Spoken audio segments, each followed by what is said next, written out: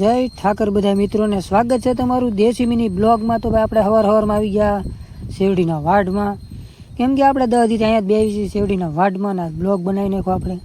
અને ભાઈ સવારમાં મૂકી દીધા સીધા આગળામાં, અને લીલા કાચ આગળ નાખા વગડે ગાવું પોળી છે. આઈન પા બે ગોવાળ ડામણ ફેરવા ગયેલા છે. પછી ભાઈ આપણો વારો આવ્યો ડામણને ખીલા નાખવાનો, ઈડે ખેંચી નાખી આપણે નાખશું ખીલા. પછી તો હું ભાઈ મરદાની ઘોડા મારવા મળ્યા ખીલે, અને ભાઈ ખીલા નાખીને પછી આવી ગયા ઘઉંવાળમાં. અને ભાઈ ઘઉંવાળમાં એક એક ગવું પોળ્યું હતું. નાતી ભાઈ આપણે પાણી જવાનું હતું એટલે પાણી ઉતાર રાખીને સીધા આવી ગયા વાઢમાં.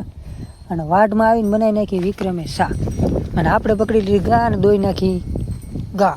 પછી તો ચા પાણી પીને ભાઈ આવી ગયા ગાવડાને ઘડીક બેહાડવા. બેહાડીને ભાઈ સીધા પટમાં બોલાવી લીધા, કેમ કે બેહાડવાનો ટાઈમ જ નથી આપણી પાસે, એટલે બધો આપણે સારવાનું જ છે. પછી ભાઈ ઝારવાની રજા આવી એટલે આપણે નીકળી ગયા સીધા ઝારવા. અને ભાઈ ઝારવા એમ તમે જોઈ શકો છો, કાંઈ ઘટે નહીં એમ જોઈ લો તમે. 20 વીઘાનું ઝાર વાવ્યું છે ભાઈ, ગાવડાને મજા આવી જવાની. ભલા હમણાં પાન હારું જેટલું પડ્યું. પછી હું ભાઈ આમ ફરતે જો વાદળ છાયું થઈ ગયું છે ને વરસાદ આવવાની ફૂલ આગાહી છે. અને ભાઈ આપણે લાગે એમ આવે ઠીક છે, ન આવે તો લાટ ખાર ભેગો કર્યો, આ ડોળું ગમે એ કરી નાખશું.